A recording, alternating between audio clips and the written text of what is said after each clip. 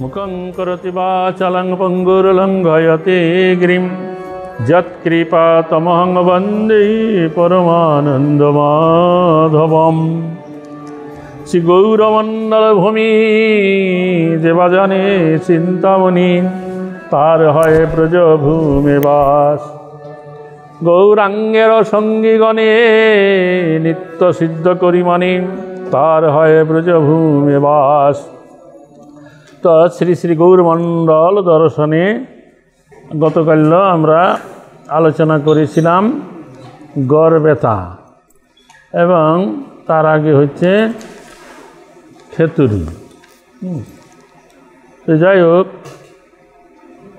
আজকে আমাদের আলোচনার বিষয় এসে যাচ্ছে গান্ধীনগর বা কাটরা।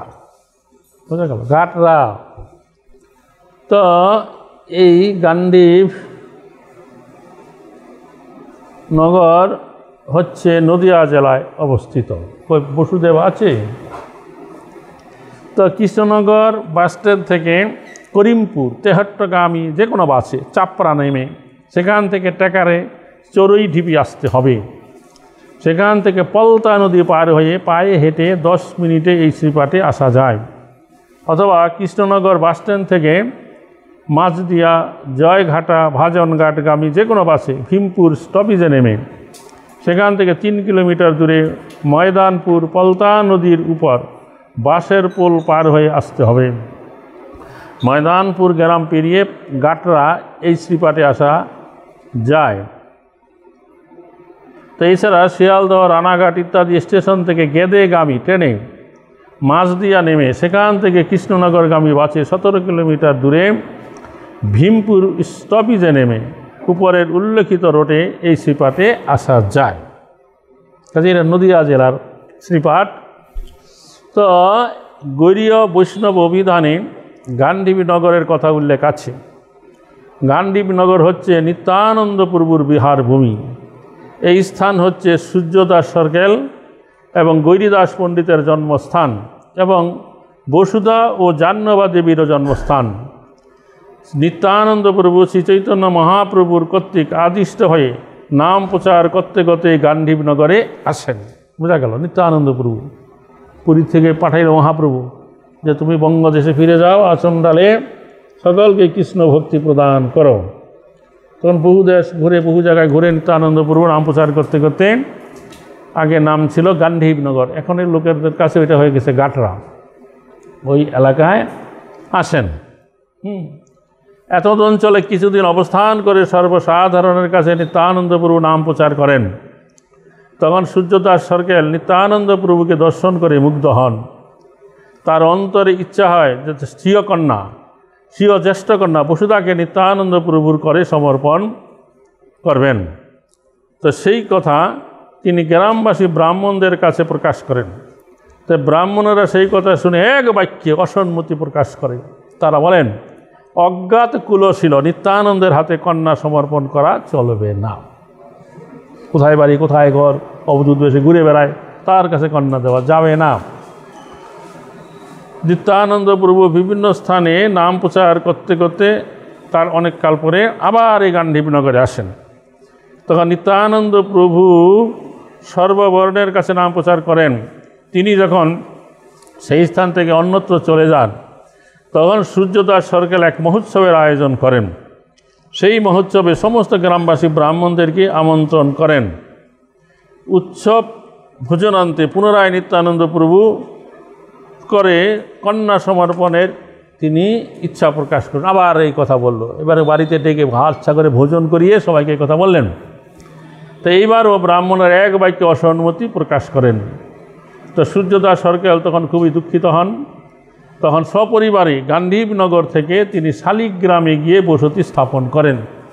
শালিগ্রাম হচ্ছে আমাদের এখানে মুরাগাছা থেকে একটুখানি ভিতরে একটা জায়গা আছে, ওইটা এখনও পরিত্যক্ত অবস্থায় পড়ে আছে, কোনো লোকজন নাই, লোকেরা চাষবাস করে, সেখানে বাস করেন। তার কিছুকাল পরে নাম প্রচার করতে করতে নিত্যানন্দ প্রভু শালিগ্রামের উত্তর দিকে এনে দোগাছি এলাকা, যেটা হচ্ছে বরগাছি, ওখানে কৃষ্ণদাস হোর নিত্যানন্দ প্রভু শিষ্য, তার বাড়িতে তিনি অবস্থান করছিলেন। তো ভক্তি রত্নাকর গ্রন্থে বর্ণনা আছে যে শালিগ্রামে কীভাবে বসুধা জাহ্নবার সঙ্গে নিত্যানন্দ প্রভুর বিবাহ অনুষ্ঠিত হয়। ভক্তি রত্নাকরে আছে যে তখন শ্রীবাস ঠাকুরের মধ্যস্থতায় এই সূর্যদাস সরকারের কন্যা, প্রথম জ্যেষ্ঠ কন্যা বসুধার সাথে নিত্যানন্দ প্রভুর বিবাহ হয়। সেই বরগাছি গ্রাম থেকে নিত্যানন্দ প্রভু গোধূলি লগ্নে বর বেশে সজ্জিত হয়ে শালিগ্রামে আসেন এবং বিবাহ করেন। আচ্ছা, তারপরে তিনি প্রথমে তার জ্যেষ্ঠ কন্যা বসুধার সাথে তার বিবাহ হয়েছিল। পরে এক সময় সূর্যদাস সরকার দেখছেন যে তার এই কন্যা জামাতা তারা ঘরের ভিতরে আছে, খাটের উপরে শুয়ে আছে, তার দুই পাশে তার জাহ্নবা বসুধা আছে, দুই কন্যা। তখন তিনি দেখলেন হঠাৎ সেই যে জাহ্নবা দেবী তার চারি হস্ত হয়ে গেছে। আগে তো দুই হস্ত দেখছে, চারি হস্ত। তখন এটা দেখে ওই সূর্যদাস সরকার অবাক হয়ে গেলেন যে আমি এই কন্যাকে ছোটকাল থেকে লালন পালন করছি, কখন তো এরকম চতুর্ভুজে আমি দেখি নাই। তখন নিত্যানন্দ প্রভু উঠে বললেন, যৌতুকে এই কন্যা করিলাম গ্রহণ। সেই গ্রহণই গ্রহণ, অর্থাৎ তুমি এক কন্যা দান করছো, তো কন্যা দান করলে তাকে যৌতুক স্বরূপ কিছু দিতে হয়, থালা বাসন বিছানাপত্র খাট আলমিরা অনেক কিছু, ড্রেসিং টেবিল।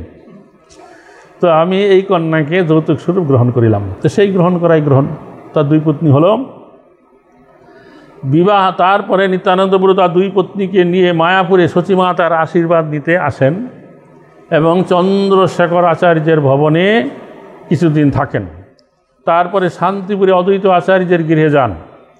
সেখান থেকে তিনি রুক্কুনপুর গ্রামে গিয়ে কিছুদিন বাস করেন। এই যে রুক্কুনপুর নবদ্বীপ ধামের উত্তর প্রান্ত, সেখানে কিছুদিন থাকেন। তারপর কী হলো, তা রুক্কুনপুর থেকে পুনরায় তিনি আবার সে গান্ধীনগরে গিয়ে তার শ্বশুরের পরিত্যক্ত গৃহ মেরামত করে সেখানে বসবাস করেন। তার শ্বশুর তো ওই গ্রাম থেকে শালিগ্রাম চলে আসছে, সেই বাড়িঘর রিপেয়ারিং করে তিনি আবার সেখানে বাস করেন কিছুদিন। তো সেখানে অবস্থানকালে গ্রামবাসীদের জল কষ্ট নিবারণের জন্য তিনি একটি বৃহৎ দিঘি খনন করেন। ওই বাড়ির পাশে একটা দিঘি আছে, গ্রামবাসীর লোকদের ব্যবহারের জন্য, জল কষ্ট নিবারণের জন্য। তো যেই দিঘিটাকে বলা হয় নিত্যানন্দ দিঘি, এখনও লোকেরা বলে। তারপরে পরবর্তীকালে নিত্যানন্দ প্রভু তার দুই পত্নীকে নিয়ে খড়দহে পুরন্দর পণ্ডিতের গৃহে যান। তারপর খড়দহেই তিনি স্থায়ীভাবে বসবাস করতে থাকেন।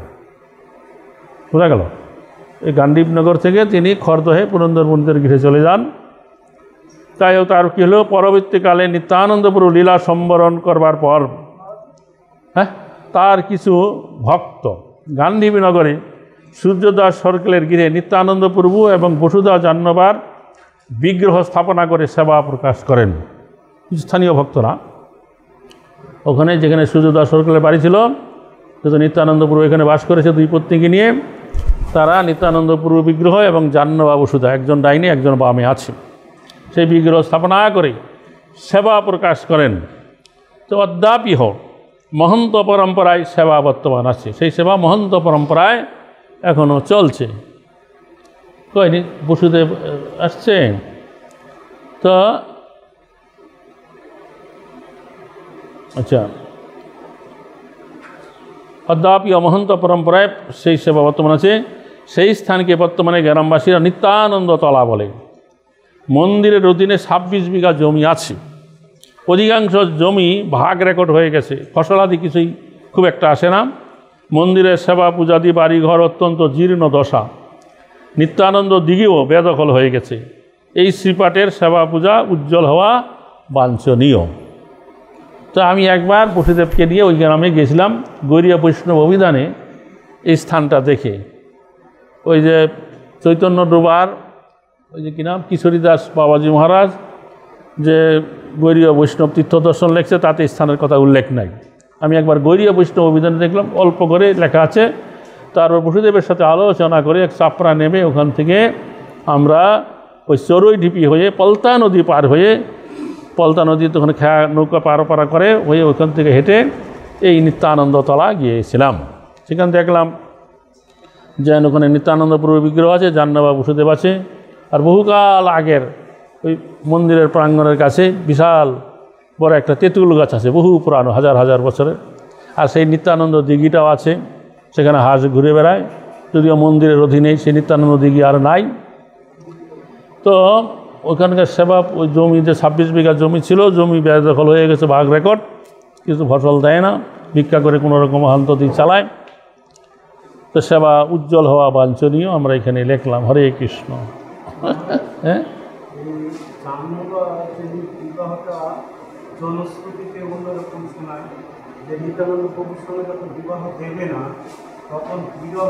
হ্যাঁ, ওইটা এক গ্রন্থ ওইটা ওরকম আছে।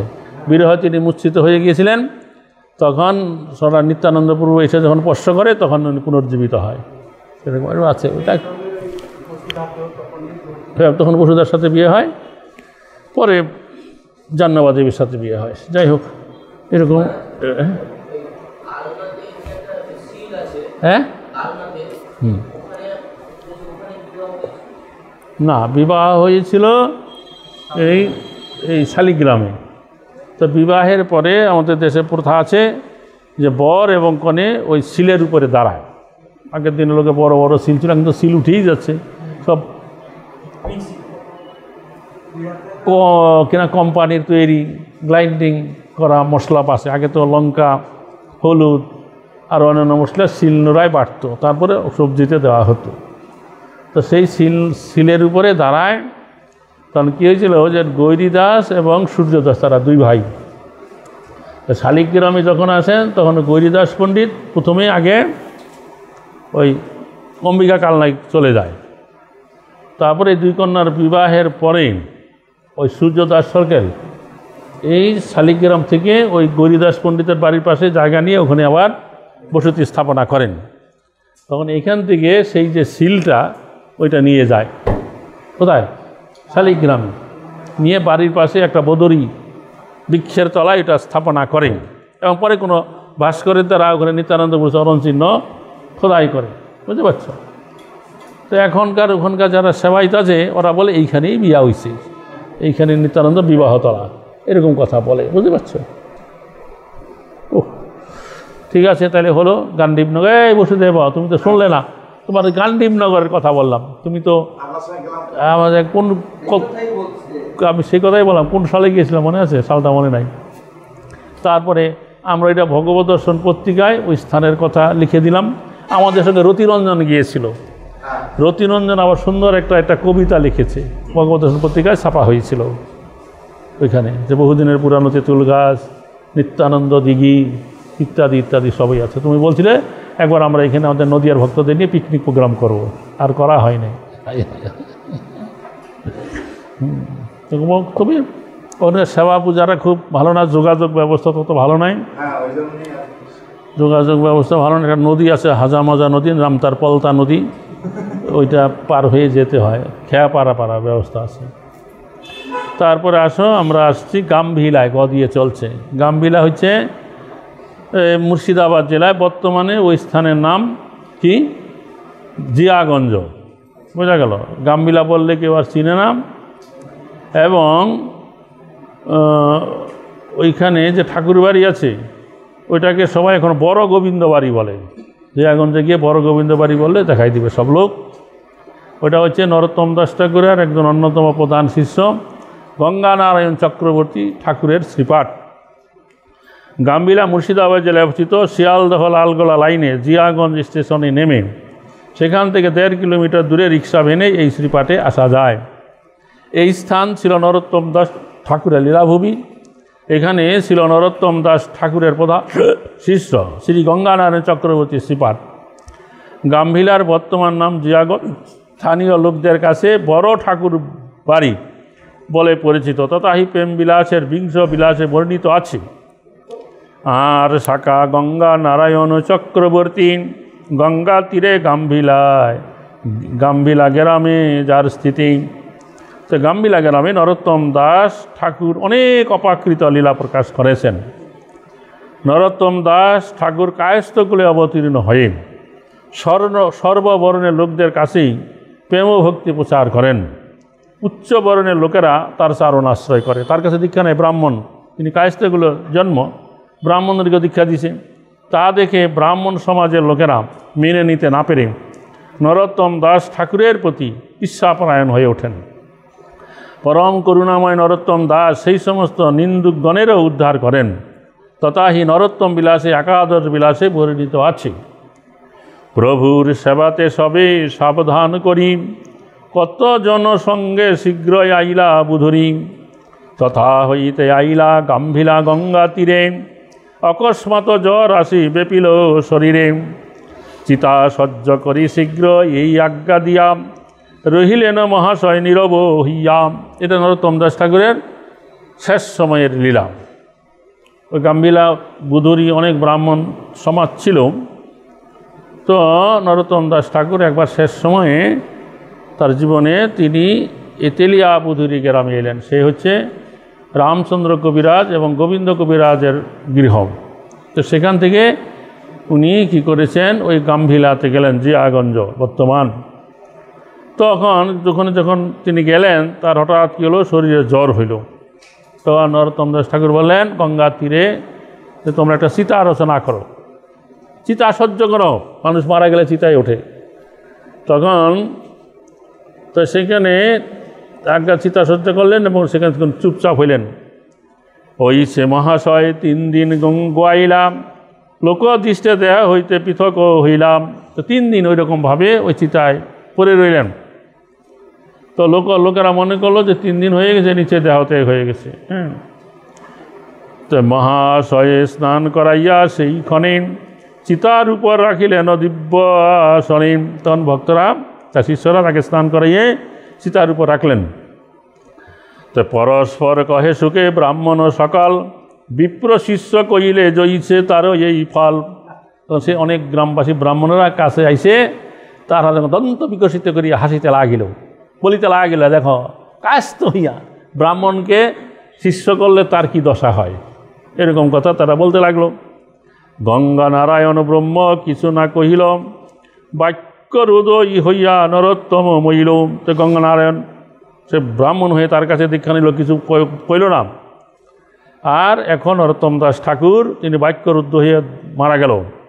গঙ্গা নারায়ণ হইছে পণ্ডিত হইয়া, হইলেন শিষ্য নিজ ধর্মতে আগিয়াম। তারা বলছে এই গঙ্গা নারায়ণ চক্রবর্তী নিজে একজন পণ্ডিত হয়ে এই নরোত্তমের শিষ্য হইল, নিজের ধর্ম ত্যাগ করে। দেখিল গুরুর দশা হইল যেমন, না জেনে ইহার দশা হইবে কেমন। তারা বলতে লাগলো যে গুরুর দশা এরকম হলো, তো শিষ্যের কি দশা হবে গো। ব্রাহ্মণ গঙ্গা নারায়ণ চক্রবর্তীকে শুনিয়ে এইভাবে নানা প্রকার কথা বলে নিজেরা আনন্দ প্রকাশ করিতে লাগিল। এই সমস্ত পাষণ্ডীগণের উদ্ধার কারণে গঙ্গা নারায়ণ ছিল নরোত্তম দাস ঠাকুরের কাছে গিয়ে করজোরে তার স্তব করে বলতে লাগলেন। তখন গঙ্গা নারায়ণ চক্রবর্তী করজোরে নরোত্তম দাস ঠাকুরের কাছে গিয়ে বলতে লাগলেন কি, হে প্রভু, আপনি এই জগতে এত অধম পতিত জীবগণকে উদ্ধার করেছেন, আর এই সমস্ত পাষণ্ডীগণকে ত্রাণ না করে আপনি চলে যাচ্ছেন। আপনি এদেরকে পরিত্রাণ করুন, এরা আপনার অলৌকিক মহিমা বুঝতে না পেরে এই প্রকার কর্ম করছে। এরকম কথা গঙ্গানারায়ণ চক্রবর্তী নরোত্তম দাস ঠাকুরকে বললেন। তা আপনি এদেরকে পরিত্রাণ করে আমার মনের দুঃখ দূর করুন। তখন গঙ্গা নারায়ণের বাক্যে নরোত্তম দাস ঠাকুরের চিত্তে কৃপারুদয় হলো। তথাহি নরোত্তম বিলাসে একাদশ বিলাসে বর্ণিত আছে। আর এই কথা শুনে সেই নরোত্তম দাস ঠাকুর তার কৃপারুদয় হলো, তিনি উঠে বসলেন। গঙ্গা নারায়ণের এই বেকুল বচনে নিজ দেহে মহাশয় আইলা সেই ক্ষণে। রাধা কৃষ্ণ চৈতন্য বলিয়া নরোত্তম উঠিলেন চিতা হইতে তেজ সূর্য সম। রাধা কৃষ্ণ শ্রীকৃষ্ণ চৈতন্য বলে নরোত্তম দাস ঠাকুর চিতা হইতে উঠলেন যেন সূর্যের মতো তেজ। চতুর্দিকে হরিধ্বনি করে সর্বজনে, অকস্মাৎ পুষ্প বরিশায় দেবগণে। চারিদিকে ভক্তরা হরিধ্বনি করিতে লাগিলেন, আর দেবতারা আকাশ থেকে পুষ্প বর্ষণ করলেন। দূরে থাকি দেখি সব নিন্দুক ব্রাহ্মণ, মহাভয় হইল স্থির নহে কোনো জন। তা দূর থেকে তারা সেই সমস্ত ব্রাহ্মণরা নরোত্তম দাস ঠাকুর গঙ্গানারায়ণের উদ্দেশ্যে যে নানা প্রকার কটূক্তি করছিল, তারা এই দৃশ্য দেখে অবাক হয়ে গেলেন, ভয় পেয়ে গেলেন। এইভাবে নির্দুক ব্রাহ্মণগণের মতিচ্ছন্নতা তখন দূর হল। তারপরে নরোত্তম দাস ঠাকুর উঠে হেঁটে গঙ্গানারায়ণ চক্রবর্তী বাড়িতে চলে গেলেন।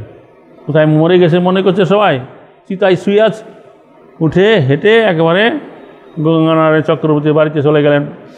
তখন সেই সমস্ত ব্রাহ্মণেরা ঠাকুরের মহাশয়ের কাছে গিয়ে ক্ষমা প্রার্থনা করলেন, যে যারা এরকম কটূক্তি করলেন। ঠাকুর মহাশয় তখন তাদেরকে কৃপা করলেন, হ্যাঁ, এবং তাদের কাছে অনেক কৃষ্ণ কথা হরি কথা বললেন। এইভাবে গাম্বিলা গ্রামে অনেক অপাকৃত লীলা নরোত্তম দাস ঠাকুর করলেন। ঠাকুর মহাশয় মাঝে মাঝেই খেতুরি হইতে বুদিরি হইয়া গাম্বিলা গঙ্গাস্নানে আসতেন। তো সেই সমস্ত ব্রাহ্মণেরা যখন ক্ষমা চাইল নরোত্তম দাস ঠাকুর তাদের কাছে অনেক কৃষ্ণ কথা হরি কথা বললেন। তারপর সেই সমস্ত ব্রাহ্মণেরা সকলেই তখন নরোত্তম দাস ঠাকুরের শরণ নিলেন। তখন নরোত্তম দাস ঠাকুর তাদেরকেও দীক্ষা প্রদান করলেন। নিতাই গৌর হরি বল হরি বল। তো বৈষ্ণবগণের এই খেতুরি গমনাগমনের এই হচ্ছে পথ। খেতুরি উৎসবের সময়ে বৈষ্ণবগণ এই স্থান দিয়ে গমনাগমন করেছেন। তার কিছুকাল পরে ঠাকুর মহাশয় আবার গাম্বিলা গঙ্গার ঘাটে এসে অন্তর্ধান লীলা করেন।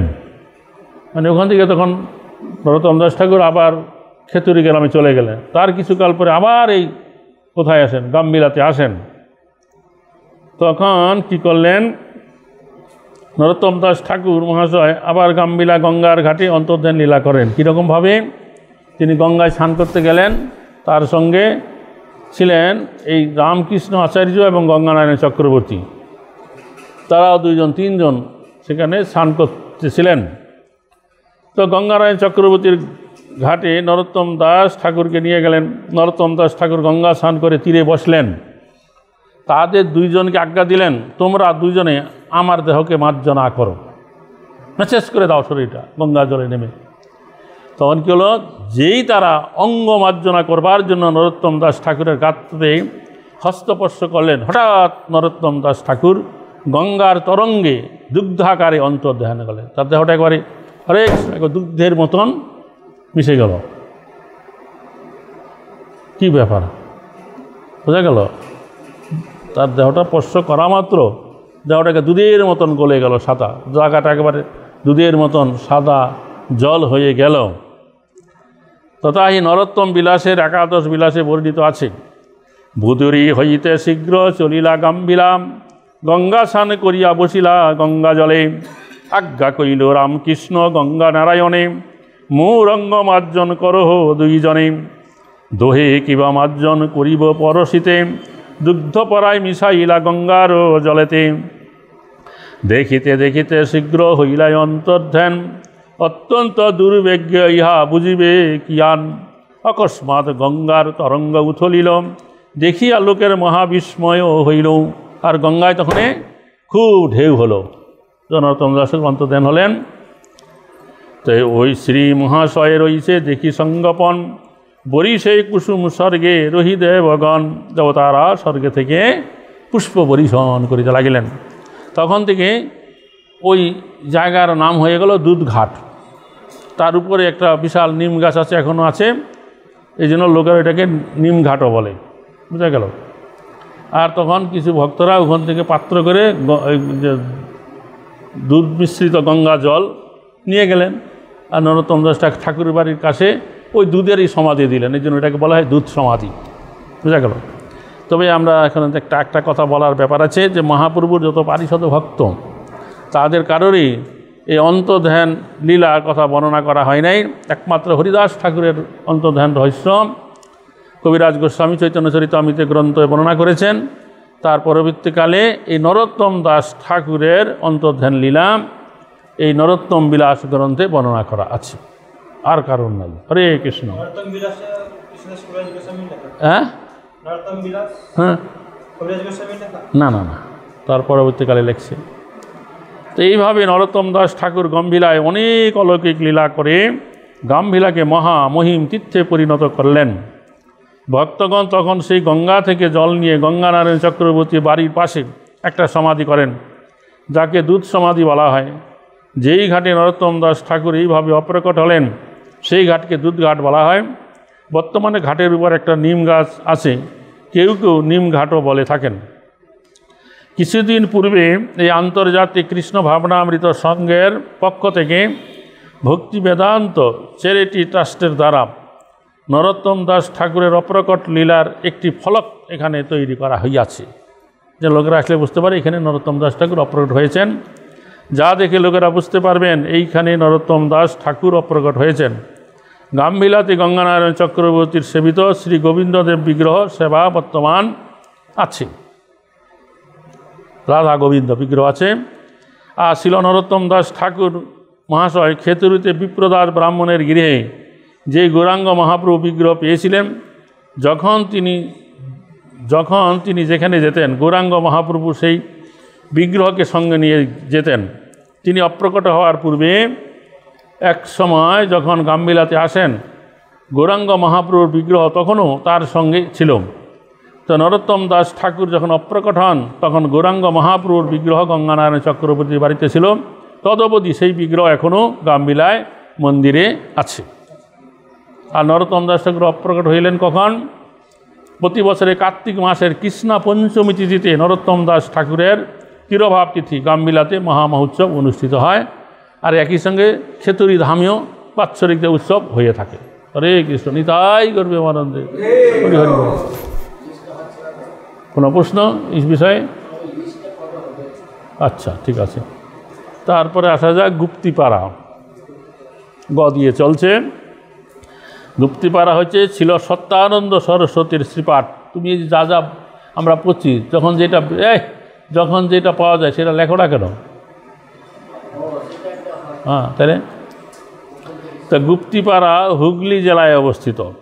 ব্যান্ডেল কাটোয়া লাইনে গুপ্তিপাড়া স্টেশন নেমে সেখান থেকে ভ্যান রিক্সা করে 3 কিলোমিটার পূর্বে বৃন্দাবন চন্দ্রের মন্দির আসা যায়। বাসে রথতলা বাজারে নেমে পায়ে হেঁটে এই স্থানে আসা যায়। গুপ্তিপাড়া হচ্ছে সত্যানন্দ সরস্বতীর শ্রীপাঠ। শ্রীপাঠ পর্যটনে উল্লেখিত রয়েছে। গুপতি পাড়াতে সত্যানন্দ সরস্বতী বৃন্দাবন চন্দ্র সেবেন করিয়া প্রীতি। এই স্থান সম্বন্ধে অনেক জনশ্রুতি আছে যে একজন ব্রাহ্মণ সজ্জন ব্যক্তি যিনি প্রতিদিন কিছু দূরে গঙ্গায় স্নান করতে যেতেন। একদিন তিনি স্নান করবার সময় লক্ষ্য করেন 2 হাত তুলে ভাসমান এক দারুমূর্তি চলছে স্রোতের টানে। স্নান করতে গেছে, দেখছে যে গঙ্গার জলে স্রোতের টানে 2 হাত তুলে একটা বিগ্রহ চলে যাচ্ছে। তিনি কাল বিলম্ব না করে তাড়াতাড়ি সেই বিগ্রহ এনে নিজের গৃহে রেখে সেবা করতে লাগলেন। কিছুদিন গত হবার পরে সেই বিগ্রহ তাকে স্বপ্নে আদেশ দিলেন যে আমি সন্ন্যাসী ঠাকুরের, আমাকে সন্ন্যাসী ঠাকুরের কাছে রেখে এসো। এক ব্রাহ্মণ এই বিগ্রহ পেয়েছেন, সে বিগ্রহ স্বপ্নে বলছে আমি হচ্ছি সন্ন্যাসী ঠাকুরের, আমাকে তুমি সন্ন্যাসী ঠাকুরের কাছে রেখে এসো। ব্রাহ্মণ এই আদেশ পালন করলেন না। বিগ্রহ আদেশ দিল আমাকে ওই সত্যানন্দ সরস্বতীর কাছে রেখে এসো, আমি হচ্ছি তার বিগ্রহ। তো ব্রাহ্মণ এই স্বপ্ন আদেশ পেয়েও তা পালন করলেন না। কিছুদিন যাবার পরে ঠাকুরের আবার আদেশ হলো আমাকে সন্ন্যাসের কাছে রেখে এসো, তাতে তোমার মঙ্গল হবে, নইলে বিপদ হবে, হটকারিতা করো না। ব্রাহ্মণ ভাবলেন বিপদ হয় হোক।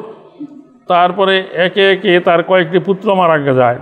ব্রাহ্মণ তাতেও বিচলিত হলেন না, ভাবলেন যারা জন্ম হয়েছে তার মৃত্যু অবধারিত, কিন্তু ভগবানকে ছেড়ে দেওয়া যাবে না, আমি ভগবানকে রাখবো। এইভাবে ভগবানের পরীক্ষায় ব্রাহ্মণ উত্তীর্ণ হয়ে তিনিও গত হইলেন। তার দেহতে হয়ে গেল। তার বংশে আর কেউ ছিল না, মাত্র একটি পুত্রবধূ ছিল, যে পুত্ররা মারা গেছেন, একটা পুত্রবধূ ছিল, তার উপরে সেবার ভার পড়ল। একদিন সত্যানন্দ সরস্বতী শুনলেন কে যেন তাকে ডাকছে, ওরে আয় তুই এসে আমার সেবা কর। সন্ন্যাসী তখন উন্মাদের মতন এইদিক ওদিক ঘোরাফেরা করতে লাগলেন এবং এই স্থানে এসে তিনি একটি পাতার কুটিরে নির্মাণ করে বাস করতে থাকেন। একদিন লোকমুখে সেই ব্রাহ্মণের সেবিত বিগ্রহের কথা তিনি জানতে পারেন। দর্শনের প্রবল আকর্ষণে তিনি সেই ব্রাহ্মণের কুটিরে গেলেন এবং বৃন্দাবন চন্দ্রকে দর্শন করে তিনি অপলক নেত্রে দাঁড়িয়ে থাকলেন আর ভাবলেন ইনিই তো আমাকে ডেকেছে, তাহলে কি করে পাওয়া যাবে। সেই সময় ভক্তিমতী পূজারিণী সন্ন্যাসীকে প্রসাদ পাওয়ার জন্য অনুরোধ করলেন। তখন তিনি বললেন ঠিক আছে আমি প্রসাদ গ্রহণ করব, কিন্তু প্রসাদ পেলে তো দক্ষিণা দিতে হয়। কিন্তু আমি তোমার কাছে যা দক্ষিণা চাইব তাই কিন্তু আমাকে দিতে হবে। তখন পূজারিনী ভাবলেন সন্ন্যাসী দুয়ারি এসে না খেয়ে অসন্তুষ্ট হয়ে চলে যাবে, তাতে তার অমঙ্গল হবে, তাই তিনি রাজি হলেন। তখন সন্ন্যাসী প্রসাদ পেয়ে দক্ষিণাস্বরূপ এই বৃন্দাবন চন্দ্রকে চেয়ে বসলেন যে বৃন্দাবন চন্দ্রকে আমাকে দিতে হবে। তো প্রিয় আরাধ্য দেবকে ছেড়ে দিতে হবে। ধ্যানমগ্ন হয়ে অতি দুঃখে তিনি শরীর ত্যাগ করলেন। সেই পূজারিনী শরীর ত্যাগ হয়ে গেল। হ্যাঁ হ্যাঁ, সে আগে তার শ্বশুর তো মারা গেছে আগে। তখন সন্ন্যাসী তার সৎকার করে ঠাকুরকে এখানে নিয়ে আসেন, মানে গুপ্তিপাড়ায়। তিনি হচ্ছেন বৃন্দাবন চন্দ্র। সন্ন্যাসীর প্রভাব জানতে পেরে স্থানীয় জমিদাররা 4000 বিঘা জমি দান করে দেন। বোঝা গেল, 4000 বিঘা জমি দান করে দিল। আচ্ছা শোনো, এই মন্দিরের চত্বরের ভিতরেই সত্যানন্দ সরস্বতী সমাধি বিরাজমান আছে। ওর অনেকগুলো মন্দির আছে এখন গুপ্তিপাড়ায়, সেবিত বৃন্দাবন চন্দ্র। এই সেইটাই তো বললাম, ও ব্রাহ্মণ কাছে ওই যে ব্রাহ্মণ গঙ্গায় স্নান করতে গিয়ে দেখছে গঙ্গা দিয়ে ভেসে যাচ্ছে, হাতটা দেখা যাচ্ছে। তখন তিনি সাঁতার কেটে তাকে তুললেন, তার বাড়িতে এনে সেবা করতে লাগলেন। তখন স্বপ্নে বলল আমি সন্ন্যাসীর, আমাকে তার কাছে দাও। সে দিল না, 2 বার 3 বার। হ্যাঁ হ্যাঁ, সেটা কি এরকম লেখ না, যাই জানি হোক। তারপরে তার ছেলেগুলো একে একে মারা গেল। একটা মাত্র পুত্রবধূ থাকলো, সেও মরে আগে নিজে মারা গেল। তখন পুত্রবধূই সেই সেবা করছিল। তারপরে ওই যে সত্যানন্দ সন্ন্যাসী ঘুরতে ফিরতে এখানে এলো, স্বপ্নে দেখা পেয়ে আসছে পরে সে বিগ্রহ দর্শন করে অবাক হয়ে গেল, এই তো আমার বিগ্রহ।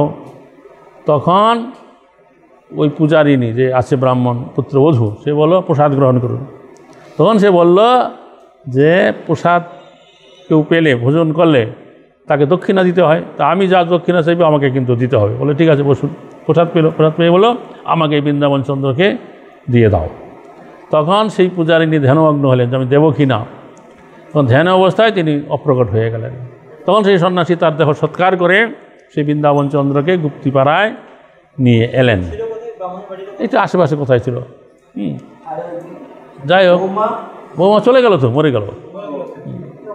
তখন স্থানীয় জমিদার এই বৃন্দাবন চন্দ্রের প্রভাব জানতে পেরে 4000 বিঘা জমি, না 400 বিঘা, হ্যাঁ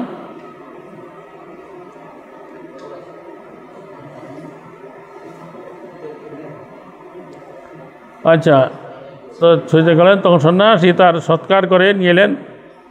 তো স্থানীয় জমিদারা 4000 বিঘা জমি দান করলেন। এই মন্দিরের চত্বরেই পরবর্তীকালে সে সত্যানন্দ সরস্বতী সমাধি বিরাজমান আছে, এখনও আছেন। এই মন্দির বর্তমানে ভারতীয় প্রত্নতত্ত্ব বিভাগের দ্বারা সুরক্ষিত, সাইনবোর্ড দেওয়া আছে। বৃহৎ আয়তন, চারিদিকে 4টা মন্দির, মাঝখানে অঙ্গন, চারিদিকে 4টা মন্দির। কি আছে এখানে? শ্রী শ্রী রাধা কৃষ্ণচন্দ্র, শ্রী শ্রী রাধা বৃন্দাবন চন্দ্র, এক মন্দিরে রাধা কৃষ্ণচন্দ্র, আরেক মন্দিরে রাধা বৃন্দাবন চন্দ্র, আরেক মন্দিরে জগন্নাথ বলদেব সুভদ্রা, আরেক ধারে আছে রাম সীতা, এবং শ্রী শ্রী গৌরনিতাই মন্দির সেবিত হচ্ছেন। রথযাত্রা, জগন্নাথের স্নান যাত্রা এখানে বিশেষ উৎসব হয়। এখানকার রথযাত্রা বহু বিখ্যাত। রথযাত্রা বিশাল, মানে অনেক দূর লম্বা অবধি একটা রথযাত্রা করে, একটু এদিকে নিয়ে যায়, পরে আবার উল্টা রথে এদিকে আসে। ওই তখন সেই সময় 2 পাশে বিশাল মেলা হয়।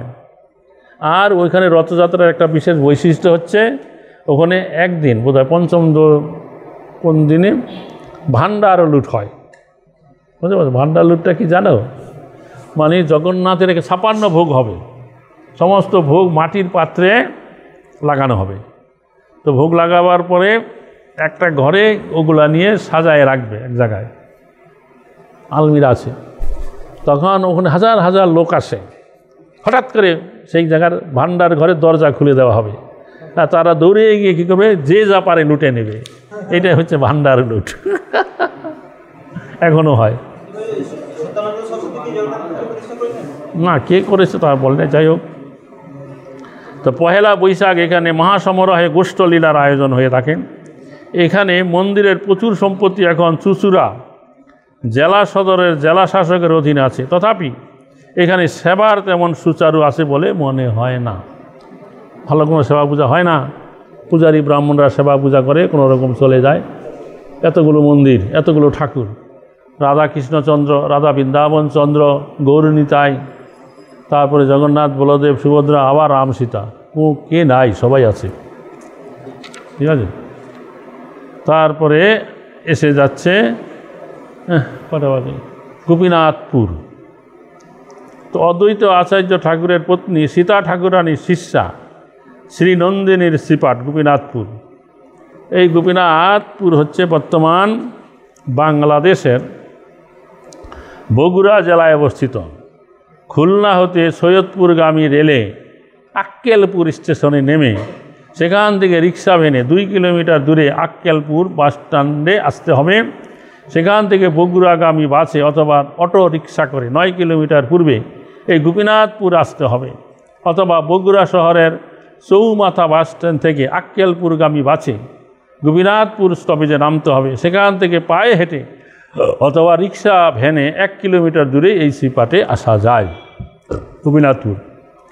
এখানে সীতা ঠাকুরানী শিষ্যা শ্রী নন্দিনীর শ্রীপাঠ। শ্রী অদ্বৈত আচার্য ঠাকুরের পত্নী সীতা ঠাকুরানী শিষ্য ক্ষত্রিয় কুলজাত শ্রী নন্দরাম সীতা ঠাকুরানীর আদেশে স্ত্রী বেশ ধারণ করে জগতে নন্দিনী নামে পরিচিত হন। পুরুষ মানুষ স্ত্রী বেশ ধারণ করে, তার নাম হয় নন্দিনী। বোঝা গেল? কতকাল শান্তিপুরে অবস্থান করে সীতা ঠাকুরানীর সেবা করলেন। তারপরে একদা সীতা ঠাকুরানী নন্দিনীর প্রতি আদেশ দিলেন যে তুমি বনাশ্রয় করে গৌরাঙ্গদেবের ভজনা করো, এবং সেখানে আচম্বিতে এক কুমারীর গর্ভ হবে, সেই গর্ভে এক মহাপুরুষের জন্মগ্রহণ করবে, সেই মহাপুরুষ হতে তোমার গণের বিস্তার হবে। তখন নন্দিনী সীতা ঠাকুরানীর আদেশ অনুসারে এই গোপীনাথপুরে আগমন করে এক শূদ্রের গৃহে অবস্থান করতে লাগলেন। সেই গৃহস্থ তাকে থাকবার জন্য একখানা ঘর দিলেন। নন্দিনী তপস্বীর বেশে সেখানে থেকে ভজন সাধন করিতে লাগিলেন। একসময় 1000 খানেক সৈন্য নিয়ে হাতি ঘোড়াসহ এক নবাব ওই গ্রামে আসেন। গ্রামবাসী ব্রাহ্মণেরা নবাবকে জানালেন যে এই গ্রামে একজন পুরুষ মানুষ স্ত্রী বেশ ধারণ করে আছে। এই কথা শুনে নবাব অত্যন্ত আশ্চর্যান্বিত হলেন এবং তার নিকটে গিয়ে তাকে পরীক্ষা করলেন। তথাহি সীতা চরিত্রে 11 অধ্যায় বর্ণিত আছে। হুকুম হইল সবার খুলিতে বসন। নন্দিনী বলে আজি রজস্বলা দিন, আচম্বিতে উরুবহি নামবে ও রুধির। দেখিয়া নবাব চিত্ত হইল অস্থির, স্তবন করেন সাহেব চরণে ধরিয়া, অপরাধ ক্ষমা করো শিরে পদ দিয়া। 3 গ্রাম সারি দিলাম লিখে দানপত্র, স্থাপিলেন গোপীনাথের শ্রীমন্দির তত্র। বোঝা গেল? বুঝতে পারলে না? আমি তো সব বাংলা বললাম। মানে ওই গ্রামে তখন স্ত্রী বেশ ধারণ করে এক শূদ্রের গৃহে ছিলেন, তাকে একটা ঘর ছেড়ে দিয়েছিলেন। একবার একজন জবন নবাব অনেক সৈন্য সামন্ত নিয়ে কোথায় যাচ্ছিল, ওই গ্রামে এলো। তখন স্থানীয় গ্রামবাসী ব্রাহ্মণেরা বাড়াইলো আমাদের এই গ্রামে একজন পুরুষ মানুষ স্ত্রী লোকের বেশ ধরে আছে। আর এই কথা শুনে নবাব তো অবাক হয়ে গেল। তখন তার কাছে গেল, গিয়ে তখন বলল যে তোমার কাব্যস্ত্র খোলো। একটা স্ত্রী লোককে দিয়ে তার পরীক্ষা করতে চাইল। তখন সেই নন্দিনী বলল যে আজকে আমার রজস্বলা হয়েছি। তখন যেই না বস্ত্র উঠাইছে দেখেন একের এই উরু বয়ে রক্ত বেরিয়ে আসছে। তখন ওইটা দেখে নবাব অবাক হয়ে গেল, সর্বনাশ, কাকে আমি পরীক্ষা করতে আসছি। তখন চরণ ধরে ক্ষমা চাইলো যে আমাকে ক্ষমা করো। তখন বললো তুমি কৃপা করো। তখন সে নবাব কী করলো, তাকে 3টা গ্রাম লিখে দিল। ওই 3 গ্রামে সত্ত্বাধিকারী জমিদারিত্ব পেয়ে গেল। আর ওইখানে তিনি গোপীনাথ বিগ্রহ স্থাপনা করলেন, একটা মন্দির করলেন গোপীনাথের। তো এইরকমভাবে নন্দিনী সেখানে অবস্থান করে শ্রী গোপীনাথের সেবা স্থাপন করলেন। তারপর ওই গ্রামে 7 বছর বয়স্কা একটি কন্যা হঠাৎ গর্ভবতী হলেন। সীতা ঠাকুরানী বলে দিয়েছিল যে ওখানে যখন তুমি বনে বাস করবে, এক কুমারী মেয়ের বালিকা কন্যার একটা পুত্র সন্তান হবে, তার থেকে তোমার গণের বিস্তার হবে। তো হঠাৎ 7 বছরের বয়স্কা একটা বালিকা গর্ভবতী হলেন। তার গর্ভে এক পুত্র সন্তানের জন্মগ্রহণ করলো। প্রসবের পর সন্তান রেখে সেই কন্যা অপ্রকট হয়ে যান, মারা যায়। তখন গ্রামবাসীরা সেই সন্তানকে নন্দিনীর হস্তে সমর্পণ করলেন। নন্দিনী সেই সন্তানকে পালন করতে লাগলেন। সেই পুত্র হতে নন্দিনীর শাখা চলল। সেই পুত্র থেকে শিষ্য করলেন। এইরূপে গোপীনাথপুরে নন্দিনী অপাকৃত লীলা প্রকাশ করলেন। হরে কৃষ্ণ, নিতাই গর্বে মানন্দে হরি হরি বল। এখানে বোধহয় ছবি আছে গোপীনাথপুরের। এই যে হ্যাঁ, এই যে গোপীনাথপুর মন্দিরে সেবিত বিগ্রহ অষ্টসহী সহ শ্রী শ্রী রাধা গোপীনাথজিউ, গোপীনাথপুর আক্কেলপুর বাংলাদেশ। হরে কৃষ্ণ। এই যে ছবি, এই যে দেখেছ, এই যে অষ্টসহী সহ রাধা গোপীনাথ এখন আছে, তোমরা গেলে দেখতে পাবে। যাবে নাকি? তারপরে এসে যাচ্ছে, হ্যাঁ হ্যাঁ মরে গেছে, হ্যাঁ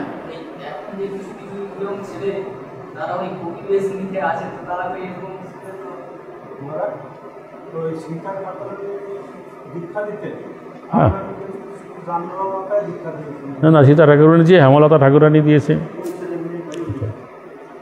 তো বলছে গোপী বল্লভপুর হচ্ছে ছিল শ্যামানন্দ প্রভু এবং তার প্রধান শিষ্য রসিকানন্দ দেব গোস্বামীর লীলাভূমি শ্রীপাঠ। হরে কৃষ্ণ। গোপীবল্লভপুর, গোপীবল্লভপুর পশ্চিম মেদিনীপুর জেলায় অবস্থিত। মেদিনীপুর বা খড়গপুর থেকে বাসে এই গোপীবল্লভপুরে আসা যায়, অথবা হাওড়া থেকে ট্রেনে ঝাড়গ্রাম স্টেশনে নেমে সেখান থেকে বাসে গোপীবল্লভপুরে আসা যায়। মেদিনীপুর বা খড়গপুর থেকে বাস আছে, বা হাওড়া থেকে ঝাড়গ্রাম রেলে ট্রেনে গিয়ে ওখান থেকে গোপীবল্লভপুর বাস আছে। আচ্ছা, এই স্থান গৌরীয় বৈষ্ণবগণের মহাতীর্থ। এখানে শান্তিপুরনাথ অদ্বৈত আচার্য প্রভুর প্রকাশ মূর্তি ছিল শ্যামানন্দ প্রভু এবং তার প্রধান শিষ্য রসিকানন্দ প্রভুর লীলাভূমি। গোপীবল্লভপুর শ্রীপাঠ গুপ্ত বৃন্দাবন নামেও পরিচিত ছিল। গোবিন্দদেব স্বয়ং কথায় প্রকট হইয়া বিহার করেছেন। রসিকানন্দ দেব গোস্বামীর পিতা রাজা অচ্যুতানন্দ রোহিণীতে ছিলেন, সেখানেই রসিকানন্দের জন্ম হয়। রোহিণী নামক একটা স্থান, সেখানে ছিলেন, সেখানেই এই রসিকানন্দের জন্ম হয়েছিল। আর তার পিতার নাম ছিল অচ্যুতানন্দ, তিনি ওই এলাকার রাজা ছিলেন। একসময় রাজা অচ্যুতানন্দের অন্তর্ধানের পরেই রসিকানন্দ প্রভুর ভাতাগণ গৃহবিবাদে লিপ্ত হয়। তার বাবা মরে গেল, তার অনেক ভাই ছিল রসিকানন্দ দেবের, তারা পিতার সম্পত্তি নিয়ে তাদের মধ্যে কলহ ঝগড়া শুরু হয়। আর এই রসিকানন্দ কী করতেন, আগের থেকে সে সাধু সেবা করত, সাধুগণেরকে ভোজন আদি করাতো। এটা তার ভাইয়েরা সহ্য করতে পারত না। তার এই বৈষ্ণব সেবা ভাতাগণের ঈর্ষার কারণ হয়। ভাতাগণের বৈষ্ণব সেবায় বিস্মিতার জন্য রসিকানন্দ গৃহ সম্পদ সমস্ত কিছু ত্যাগ করে কাশীপুরে এসে বাস করতে থাকেন। ওই সম্পত্তি সব ছেড়ে দিয়ে তার পত্নীর নাম হলো শ্যামদাসী, তাকে নিয়ে ওই কাশীপুর নামক একটা জায়গায় এসে বাস করতে লাগলেন। তাদের কুলদেবতাকে উড়িষ্যার ভঙ্গ রাজা জোর করে নিয়ে গিয়েছিলেন। তাদের বাড়িতে পূর্বপুরুষের সেবিত একটা রাধাকৃষ্ণ বিগ্রহ ছিল। একবার উৎকল দেশের ময়ূরভঞ্জের রাজা, কিনা ভঙ্গ রাজা, জোর করে নিয়ে গেছিল। তখন রসিকানন্দ দেব গোস্বামী যখন কাশীপুরে বাস করছিলেন, তখন তিনি একবার সেই ময়ূরভঞ্জের রাজা ভঙ্গ রাজা নিকটে গিয়ে বিগ্রহ আনয়ন করলেন। বলে চাইলেন, আপনি আমাদের পূর্বপুরুষের সেবিত বিগ্রহ কেন নিয়ে গেছেন, তাকে ফিরিয়ে দেন। তখন সে ফিরিয়ে দিল। এই বিগ্রহ নিয়ে কাশীপুরে স্থাপন করে সেবানন্দে বিভোর হলেন। আবার রসিকানন্দ দেব গোস্বামী পূর্বের ন্যায় বৈষ্ণব সেবায় নিয়োজিত হলেন। হঠাৎ সেখানে শ্যামানন্দ প্রভু উপনীত হইলে রসিকানন্দ প্রভু তাকে বলতে লাগলেন যে আমাদের পূর্বপুরুষের সেবিত এক রাধাকৃষ্ণের বিগ্রহ আছে, আপনি এর নামকরণ করে দেন। তখন কী হলো, সেই কথায় রসিকমঙ্গল গ্রন্থে বর্ণনা করা আছে। শ্রীমূর্তি আসেন গৃহে চিরকাল হইতে, তার নাম আজ্ঞা কর যেই লয় চিত্তে। শুনি শ্যামানন্দ কহে মধুর বচনে, গোপী বল্লভ রায় বলিবে সর্বজনে। এই গ্রামের নাম শ্রী গোপীবল্লভপুর, ইথে সাধু কৃষ্ণ সেবা হবে প্রচুর। অনেক আনন্দ হবে এই গ্রাম ভিতরে, বৃন্দাবন সম এই হবে প্রচারে। এই গ্রাম মহিমা কিছু কহিতে না জানি, প্রকাশ হবেন হেতা গোবিন্দ আপনি। যেই রূপে ধ্যানেতে করিয়ে নিরীক্ষণ, বিদ্যমান সেই রূপ দেখিবে সর্বজন। কতদিনে কৃষ্ণ হেন রূপয়া চম্বিতে, প্রকাশ হবেন গোবিন্দ এই গ্রামেতে। এই গ্রামেতে অধিকারী শ্যামদাসী মাতা, সেই হইতে সেবায় করিল নিয়োজিতাম। উদাসীন রসিক সে আমার সঙ্গেতে, নিরবধি ভুবিবেন জীব উদ্ধারিতে। শ্রী গোপী বল্লভপুর শ্যামদাসী স্থানে, সাধু সেবা কৃষ্ণ সেবা করিল সমর্পণে। বোঝা গেল? বুঝলে? সব বুঝলে? তাহলে বলতে হবে না। বলল সেই যে কাশীপুর গ্রামে যখন সেই যে ময়ূরভঞ্জের রাজার লয়ে যাওয়া রাধাকৃষ্ণ বিগ্রহ এনে তারা দুজনে সেবা করছিল, কে? রসিকানন্দ আর তার পত্নী শ্যামদাসী। তখন সেখানে কিছুদিন পরে শ্যামানন্দ প্রভু তিনি বৃন্দাবনে জীব গোস্বামীর আদেশ অনুসারে গ্রন্থ নিয়ে এসেছিলেন। তারপরে বিষ্ণুপুরে গ্রন্থ চুরি যায়, সেখান থেকে শ্রীনিবাসাচার্য ঠাকুর তাকে বললেন যে তুমি মেদিনীপুর তোমার এলাকায় ফিরে যাও, ওখানে প্রচার করতে থাকুন। তখন সেই শ্যামানন্দ প্রভু তিনি ওই রসিকানন্দ দেবের কাছে এলেন। তখন রসিকানন্দ দেব বললেন যে আমাদের পূর্বপুরুষের সেবিত একটা বিগ্রহ আছে রাধাকৃষ্ণ, আপনি এর একটা নামকরণ করে দেন, এই বিগ্রহের নাম কি রাখা হবে? তখন শ্যামানন্দ প্রভু তার নাম রাখলেন গোপী বল্লভ রায়, আর বললেন আজ থেকে এই গ্রামের নাম আর কাশীপুর থাকবে না, এই গ্রামের নাম হবে গোপী বল্লভপুর। আর এই গ্রামে অনেক সাধু সেবা হবে, সাধু বৈষ্ণবের সেবা হবে, আর এই গ্রামের মহিমা সর্বত্র প্রচার হবে, লোকে একে গুপ্ত বৃন্দাবন বলবে। তখন তিনি বললেন যে হে রসিকানন্দ, তুমি আমার সাথে নাম প্রচার করতে চলো। তিনি রসিকানন্দ এবং শ্যামদাসী দুজনকে দীক্ষা মন্ত্র দিলেন আর বললেন শ্যামদাসী এই শ্রীপাঠের সেবা করবে, কৃষ্ণ সেবা সাধু গুরু বৈষ্ণবের সেবা এই পাঠে থেকে করবে। আর এই গ্রামে ভবিষ্যতে কি হবে? গোবিন্দদেব আবির্ভূত হবে, ভগবান রাধা গোবিন্দদেব আবির্ভূত হবে, তার মহিমা লোক জানবে। হ্যাঁ, তো বলছেন তো তুমি আমার সঙ্গে থাকো। এইরূপে শ্যামানন্দ প্রভু কাশীপুর গ্রামের নাম গোপীবল্লভপুর রাখলেন এবং রসিকানন্দ প্রভুর পত্নী শ্যামদাসীকে এই গোপীবল্লভপুরের সাধু কৃষ্ণ সেবা কার্যে নিয়োজিত করলেন। শ্যামদাসীর সেবানিষ্ঠা গোপীবল্লভপুর যে অপাকৃত লীলা রহস্য সহস্র বদনে অনন্ত দেবতা বর্ণনা করতে পারেন না। তার কিছুকাল পরে এই রসিকানন্দ দেব গোস্বামী একবার উনি জগন্নাথপুরীতে গেলেন, জগন্নাথকে দর্শন করলেন।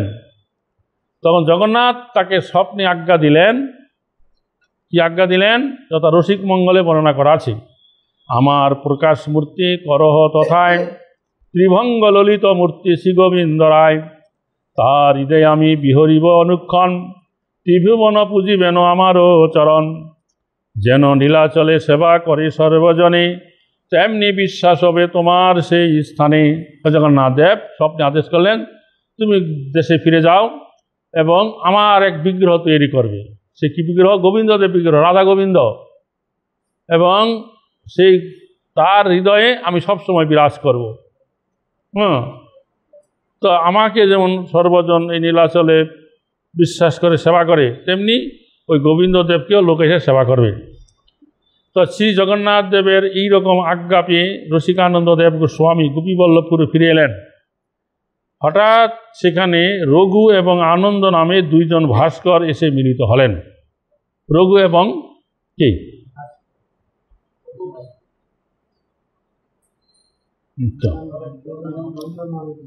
মানে রঘু এবং আনন্দ নামে দুইজন ভাস্কর সেখানে এসেছিলেন। এই দুই ভাই নীলাচলবাসী বিশ্বকর্মা সদৃশ্য শিল্প কার্যে অভিজ্ঞ ছিলেন। রসিকানন্দ সেই দুইজনকে সঙ্গে নিয়ে শ্যামানন্দ প্রভুর নিকটে এলেন এবং সেই দুই ভাইকে শ্যামানন্দ প্রভু বিগ্রহ নির্মাণ করবার জন্য আজ্ঞা প্রদান করলেন। তারপর রসিকানন্দ সহিত তারা গোপীবল্লভপুরে আগমন করলেন এবং রসিকানন্দ দেবের আজ্ঞা অনুসারে বিগ্রহ নির্মাণ কার্যে নিয়োজিত হইলেন, বিগ্রহ নির্মাণ করতে শুরু করলেন। কিছুদিনের ভিতরেই সুচারুরূপে বিগ্রহ নির্মিত হইল। তারপর শ্যামানন্দ প্রভু তথা এসে গোবিন্দদেবের অভিষেক আদি করে মহা উৎসব করলেন। এইরূপে শ্রী গোবিন্দদেব গোপীবল্লভপুরে প্রকট হয়ে বিহার করিতে লাগিলেন।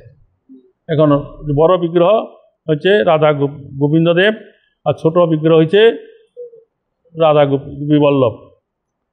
তো এইভাবে স্ত্রী সেবা করলেন, আর শ্যামানন্দ প্রভুর সাথে ঘুরে ঘুরে নাম প্রচার করলেন। রসিকানন্দ দেবের 3 পুত্র, রাধানন্দ, কৃষ্ণগতি, রাধাকৃষ্ণ, এবং এক কন্যা বৃন্দাবতী। রসিকানন্দ দেব গোস্বামী তার অন্তর্ধানের পূর্বেই তার স্ত্রী পুত্র কন্যার পার্শ্বদ মণ্ডলীর সর্বসম্মতিক্রমে তার জ্যেষ্ঠ পুত্র রাধানন্দের হস্তে শ্রীপাঠ গোপীবল্লভপুরে প্রেম সেবা অর্পণ করেন। এইরকমভাবে মহান্ত পরম্পরায় এইখানে সেবা চলে আসছে। মহন্তের জ্যেষ্ঠ পুত্রই পরবর্তী মহান্ত হন। মহান্ত পরম্পরা, হ্যাঁ যাই হোক, মহান্ত পরম্পরা। তো বর্তমানে ছিল শ্যামানন্দ প্রভুর সেবিত শ্রী শ্যাম রায় গোপীবল্লভপুরের পাটে বিরাজ করছেন। মানে শ্যামানন্দ প্রভু যখন যেখানে যেতেন, শ্যাম রায় নামে তার এক বিগ্রহ ছিল, তাকে তিনি নিয়ে যেতেন। তো সেই বিগ্রহ, শ্যাম রায়ের বিগ্রহ এখনও গোপীবল্লভপুর পাটে আছে।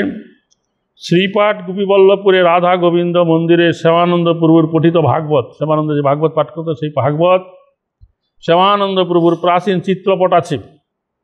বর্তমানে মন্দিরের বাম পাশে জগন্নাথ দেবের সেবা বিরাজিত আছে, জগন্নাথ আছে। আর সরবুজ গৌরাঙ্গ বিগ্রহ আছেন। আর অনেক বিগ্রহ আছে বারিন্দার একটা প্রকোষ্ঠে।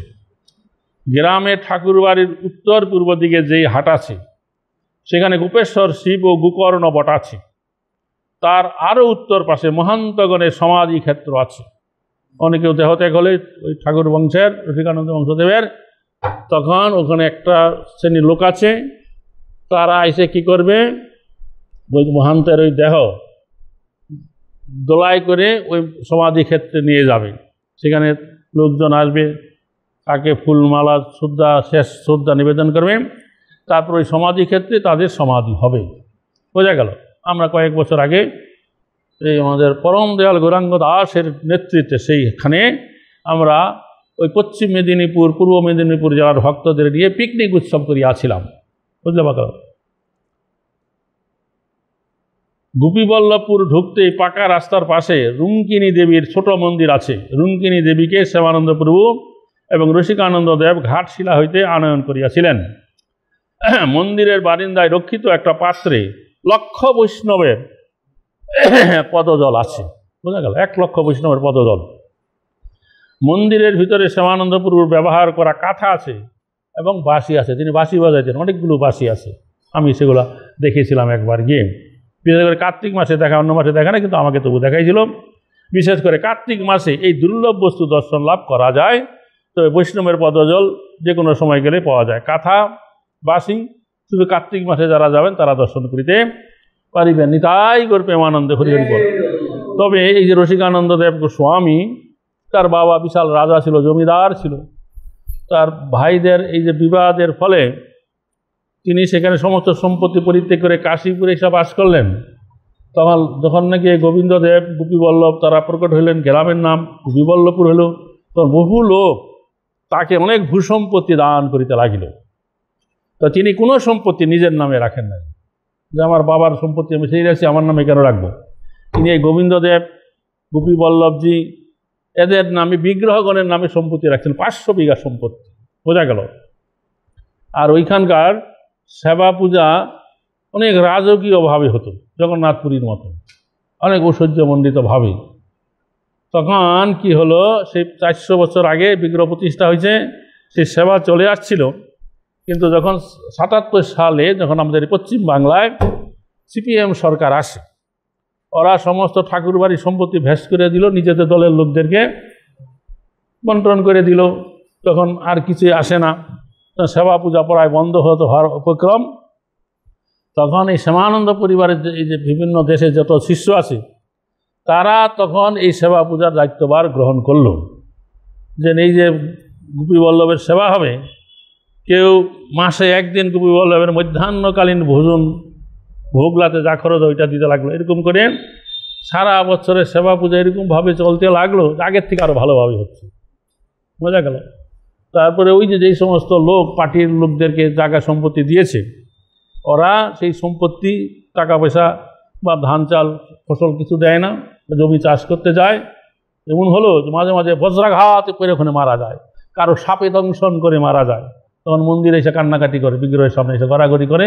আবার কেউ তখন ইচ্ছা করে কিছু কিছু দেয়। হরে কৃষ্ণ, এরকমভাবে চলছে এখনও। হরে কৃষ্ণ, তাই করবে আনন্দ হরি হরি বল।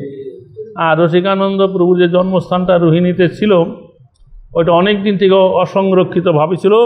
কয়েক বছর আগে ওখানকার লোকেরা একটা কমিটি করে ওই স্থানটা উদ্ধার করেছে এবং ওইখানে একটা সুন্দর মন্দির নির্মাণ করেছে এবং সেখানে রাধাকৃষ্ণ গৌরনিতাই বিগ্রহ স্থাপনা করে সেবা প্রকাশ করেছে।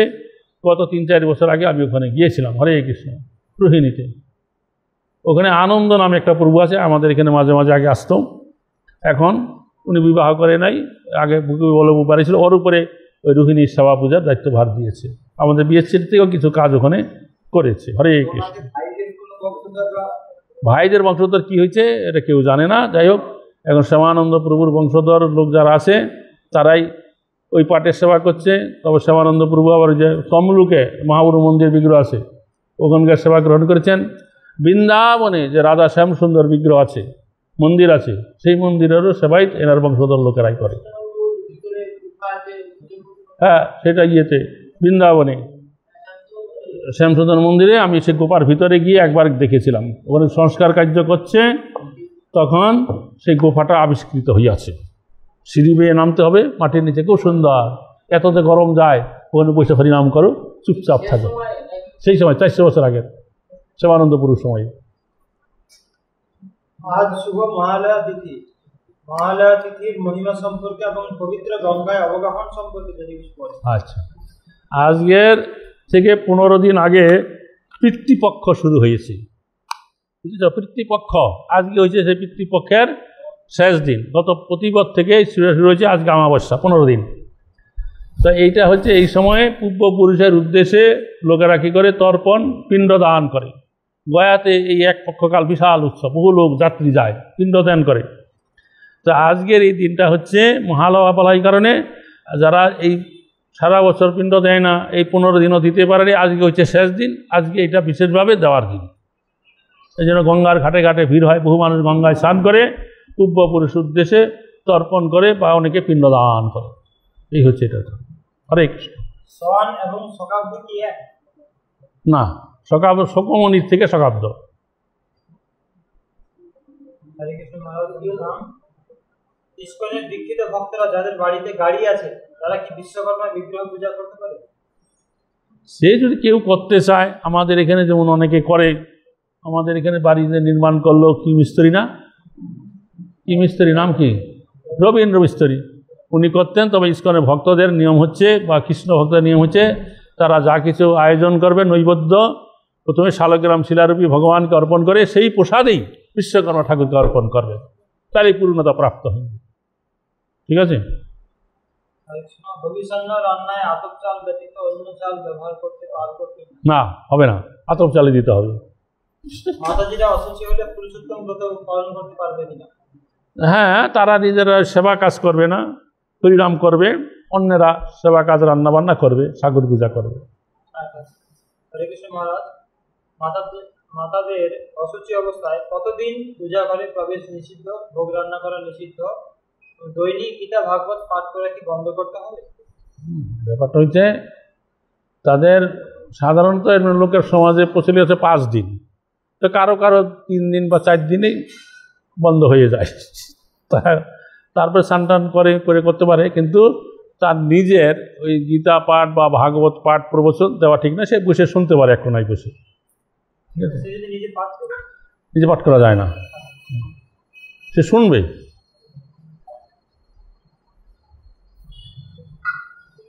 ঠিক আছে? No question, no more question. Hare Krishna. Nitai, আমি তো দিলাম তো 2 দিন আগে, আর কত দেবো?